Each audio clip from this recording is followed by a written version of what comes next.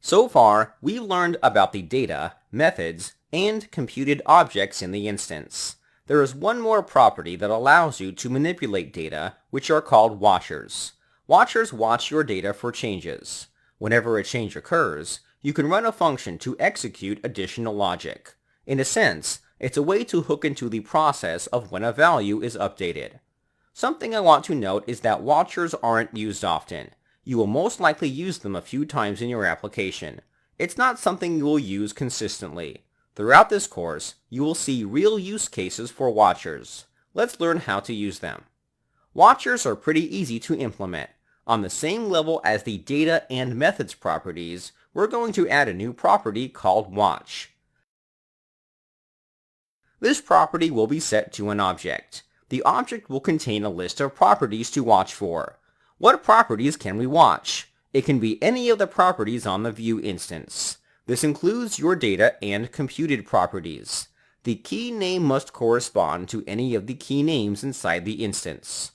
Let's listen for changes to the age property. The value of this property will be the function we want to execute when a change occurs. There are two arguments we can use in the function. They're the new and old values, respectively. We can do whatever we want in the function. We're not obligated to return a value. Regardless of what you do inside the function, Vue will still update the value.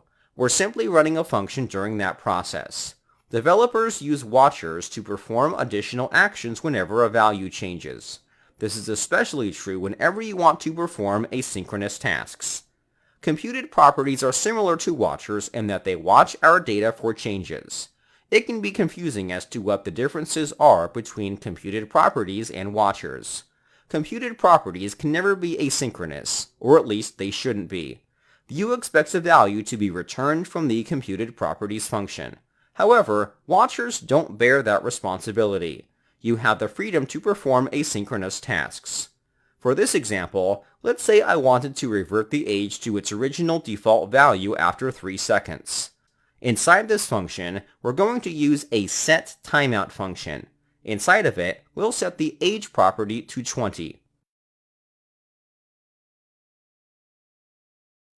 Let's give things a test. In the browser, we'll try to update the age. After 3 seconds, it'll revert back to 20 because the watcher function will run when we change the age. By using watchers, we can run additional logic when a value changes. Like I said in the beginning, watchers aren't used as much as data, methods, or computed properties. I wouldn't stress so much about using them. You will learn through experience and throughout this course on when to use them. That wraps it up for this lecture. We'll continue in the next one.